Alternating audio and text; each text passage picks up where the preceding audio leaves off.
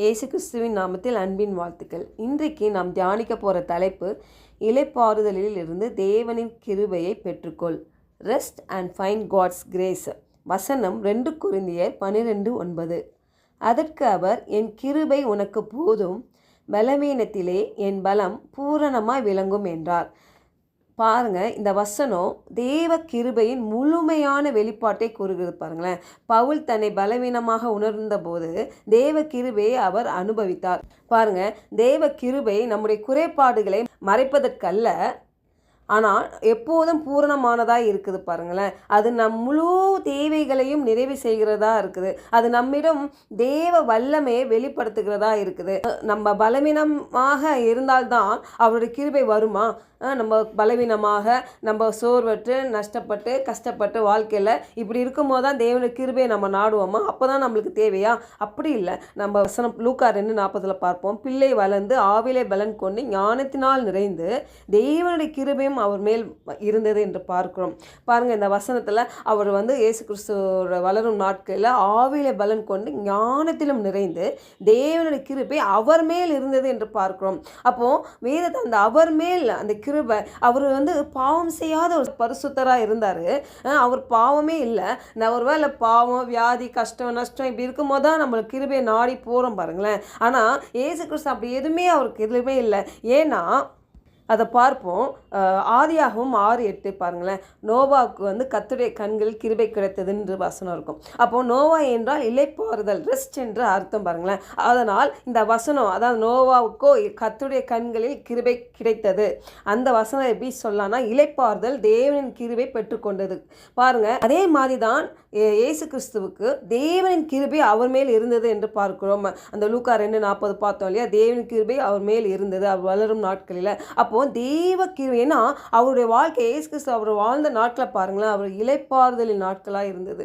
அவர் ஒரு ரெஸ்ட்டில் தான் இருந்தார். பாருங்களேன், ஏன்னா அவருக்கு ஒன்று தெரியும், நான் தேவனுடைய சித்தத்தை நிறைவேற்ற வந்திருக்கிறேன். அவர் முழு நம்பிக்கையை அந்த பிதா மேலே அவர் வைத்தார். பாருங்களேன், அப்போ பிதாவின் மேலே அவர் நம்பிக்கை கொண்டவராக இருந்தார், இளைப்பாறுதலில் இருந்தார். அதனால தான் அவ்வளோ அந்த வார்த்தை அவர் சொல்லப்பட்டிருக்குது, தேவன் கிருபை அவர் மேல் இருந்தது என்று. அப்போது இன்றைக்கு கூட நம்மளுக்கு தேவன் கிடைப்படுகிற ஒரு காரியம், நம்மளுடைய வாழ்க்கையில் இளைப்பாறுதலில் இருக்கிறது என்றால் தேவனுக்குள்ளாக ரெஸ்ட்டில் இருக்குது, காட்ஸ் ரெஸ்ட். அதான் அந்த புதிய ஏற்பாடில் நம்ம இயேசு கிறிஸ்துக்குள்ளாக நம்ம ரெஸ்ட்னா படுத்து தூங்குறது கிடையாது, அதுவும் ரெஸ்ட்டு தான். ஆனால் இங்கே சொல்லப்படுகிற ரெஸ்ட் என்னென்னா, தேவன் மேலே நம்ம நம்பிக்கை வைத்து, கிறிஸ்துவை விசுவாசித்து, அவர் வாக்கு தத்தங்கள் மேலே நம்பிக்கை வைத்து. பாருங்கள், இந்த இஸ்ரவேல் ஜனங்கள் கூட பார்க்கலாம். பாருங்கள், மோசேயின் நாட்களில் அவர் எகிப்து தேசத்துலேருந்து ஜனங்களை வழி நடத்தி வர்றாரு. அந்த இஸ்ரவேல் ஜனங்களுக்கு தேவன் சொல்லுகிறாரு, அவருடைய வாக்கு தத்தத்தை கொடுக்குறாரு, கானான் தேசத்தை நீங்கள் போவீங்கன்ட்டு. ஆனால் இந்த வணங்கா கழுத்துள்ள ஜனங்கள் என்ன பண்ணுது? அடிக்கடி என்ன பண்ணுது? சந்தேகப்படுது, முறுமுறுக்குது, தேவனை துக்கப்படுத்துது. தேவனே அந்த வார்த்தை சொல்கிறார். எபிரேயர் 3:10, ஆதலால் நான் அந்த சந்ததியை ஆரோசித்து, அவர்கள் எப்பொழுதும் அழிவி போகிற இருதயமுள்ள ஜனம் என்றும் என்னுடைய வழிகளை அறியாதவர்கள் என்றும் சொல்லி. பாருங்க, சந்ததியை நான் வழி நடத்திட்டு வந்தேன். 40 ஆண்டுகளில் நான் பார்த்தது எப்படின்னா, எப்பொழுதும் வழிகி போகிற ஒரு இருதயம் உள்ளவர்களாக இருந்தால், எப்படின்னா அந்த வாக்கு தத்தத்தை விசுவாசிக்காம, நம்பாம, அப்பப்போ சந்தேகம், பயம், இல்லை அந்த மாதிரி தேவனுக்கு பிரியமில்லாத காரியங்கள் போயிட்டே இருந்துச்சு. பாரு, இன்றைக்கு நாம் கூட தேவன் நம்மளோடு பேசுகிறாரு. நம்ம எப்படி இருக்கிறோம்? தேவனுடைய வாக்குத்தத்தத்தை நம்ம பேசுகிறோமா? நம்ம பலவீனமாக இருக்கிறப்போ அவருடைய நம்மளுக்கு பலம் கொடுக்குற, சுகம் கொடுக்குற வார்த்தைகளை பேசுகிறோமா? அவரை நம்புகிறோமா? அதுதான் இளைப்பாறுதல். அவருடைய வாக்கு தத்தத்தை விசுவாசித்து அதில் நடக்கிறோம் பார்த்தீங்களா? அதை நம்பி அதை ஏற்றுக்கொண்டு, அதுதான் இளைப்பாறுதல். ஒருவேளை இதை கேட்டுக்கொண்டிருக்கிற உங்கள் வாழ்க்கையில் கூட ஒருவேளை பிள்ளைங்களை வளர்க்குறப்போ அந்த பிள்ளைகள் வழி தவறி போகிற மாதிரி உங்களுக்கு தோணுது. ஆனால் அது உங்களால் என்ன செய்து தெரியாமல், இல்லை புலம்பிக் கொண்டே அவங்களே நச்சரித்துட்டு, இல்லை எப்போ பார்த்தாலும் சண்டை, பிரச்சனை, போராட்டம், அது இந்த வாலிப பிள்ளைகளெல்லாம் வழி நடத்துறது கர்த்தருடைய பலன் தேவை தான் நம்மளுக்கு, இல்லையா? அப்போது இதை எப்படி நம்ம ஹேண்டில் பண்ணுறோம்? இந்த மாதிரி பிரச்சனைகள், அப்புறம் வேலை செய்கிற இடத்துல, சரீர பலவீனத்தில், குடும்ப கணவன் மனைவிக்குள்ளாக இருக்கிற பிரச்சனை, இதெல்லாம் நம்மளே நம்ம சுய முயற்சியிலே எல்லாம் சரி பண்ண முடியாது. நம்ம தேவன்கிட்ட போய் இதை நம்ம கமிட் பண்ணுறப்போ, ஆண்டவரே இந்த வாக்கு தத்தங்களாம் நீ சொல்லியிருக்கிறே, வாக்கு தத்தத்தை சொல்லி சொல்லி சொல்லி சொல்லி அந்த பிள்ளைகள் எப்படி நம்ம பார்க்கணும், அந்த பிள்ளைகளை தேவன் பார்க்கிற விதமாய் நாம் பார்க்க வேண்டும். அதை நம்ம ப்ராக்டிஸ் பண்ணணும். என்னால் முடியாதுப்பா, எனக்கு தெரியாது, நான் இதை உங்ககிட்ட கமிட் பண்ணுறேன், நீங்கள் இப்போ என் பிள்ளைங்களை உங்கள் கையில் ஒப்பு கொடுக்குறான், நீங்கள் என் பிள்ளைகளை வழி நடத்துங்க, என்னால் முடியாதுப்பா, உங்களால் முடியும் என்று வார்த்தையை சொல்லியிருக்குதே ஆண்டவரே, உங்களை நான் முன்னாடி வைக்கிறேன்ப்பா, என் சரீரத்தில் இவ்வளோ வலிக்குதுப்பா, எனக்கு உடம்புல இவ்வளோ பெயின் இருக்குது, ஆனாலும் ஆண்டவர் உங்ககிட்ட கொண்டு வரேன்ப்பா, உங்கள் ஆண்டவரே உம்முடைய வார்த்தை சொல்லுது, நீ எதை குறித்து கவலைப்படாதன்னு சொல்லியிருக்குதே, உங்கள் தலைமையிலால் தெய்வீக சுகம் பெற்றுக்கொண்டீர்கள் என்று சொல்லியிருக்குதே, அதனால் உங்கள் வார்த்தை என் சரீரத்தில் வேலை செய்யட்டும், உங்கள் வாக்கு தத்துவம் என் பிள்ளைங்க வாழ்க்கையில் வெளிப்படட்டும், உங்கள் வாக்கு தத்துவம் எங்கள் ஊழியத்திலையோ எங்கள் குடும்பங்கள்லையோ எங்கள் வேலை செய்கிற இடத்துலையோ ஆண்டவரே அது நிறைவேறட்டும் அப்படின்னு சொல்லி ஜெபித்து நம்ம என்ன பண்ணணுமா கடவுளை ஒப்புக்கிறோம். பாருங்கள், எனக்கு இந்த அண்ணால ரொம்ப பிடிக்கும். பாருங்களேன், அந்த வார்த்தை ஒன்று அழகாக போட்டிருப்பாங்க. அவள் வந்து ஜெபித்து என்ன பண்ணிட்டா, அதை வந்து யோசிக்கவே இல்லையா, என்ன ஜெபித்து தேவன் பாதத்தில் அர்ப்பணிச்சா, எனக்கு ஒரு குழந்தை வேணும்னு சொல்லி போயிட்டு அதை என்னவே இல்லையா, அதை பற்றி ஒரே பண்ணலன்னு போட்டிருந்தது. அதுதான் இளைப்பாறுதல்.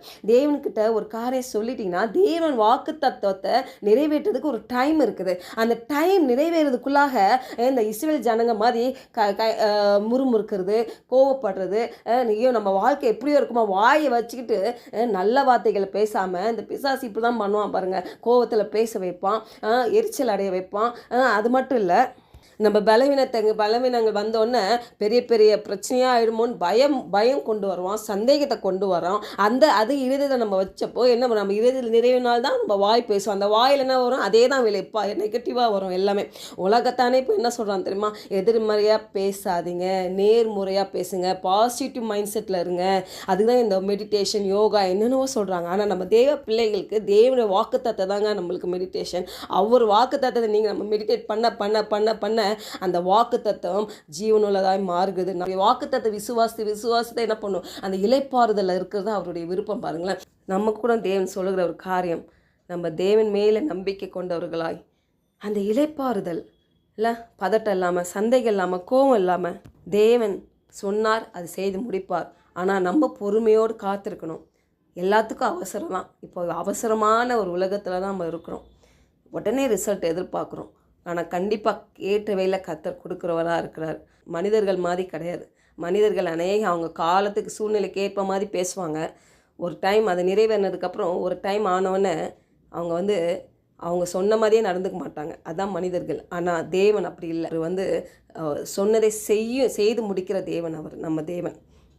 அதனால் அவருடைய வாக்கு தத்தங்கள் அந்த இளைப்பாறுதலோட தேவனை நம்பும்பொழுது நம்ம வாழ்க்கையிலும் எந்த சூழ்நிலையும் அவர் கிருபையை நாம் பார்ப்போம். பாருங்கள், ஜெபிக்கலாம். பரலோக தகப்பனே, இளைப்பாறுதலிலிருந்து தேவனின் கிருபை பெற்றுக்கொள்ள எங்களுக்கு பரிசுத்த ஆவியானவர் எங்களை வழிநடத்தும். எங்கள் பலவீனத்திலும் உடைய பலன் பூரணமாய் விளங்கும்படி நிரப்பும்படி ஆண்டவரே எங்களை விட்டு கொடுக்குறோம். ஆண்டவரே, ஆம் தகவல் இந்த கேட்டுக்கொண்டிருக்க ஒவ்வொருத்தருக்காக நாங்கள் செபிக்கிறோம். ஆண்டவரே, அப்போ அவங்க சரீரத்தில் ஒரு தெய்வீக சுகம் நிரப்பட்டும். ஆண்டவரே, உங்கள் வார்த்தைகள் ஆண்டவரே விசுவாசிக்கும் பொழுது அது நிறைவேறதை அவங்க கண்கள் பார்க்கும்படி ஆண்டவரே, அது வரைக்கும் அந்த இளைப்பாறுதல் தேவனுடைய வாக்கு தத்தத்தின் மேலே நம்பிக்கை கொண்டவர்களாய் தேவனின் கிருபை பெற்றுக்கொள்ள ஆண்டவரே எங்களுக்கு கிருபை செய்வீராக என்று இயேசு நாமத்தினால் ஜெபிக்கிறோம் நல்ல பிதாவே, ஆமென்.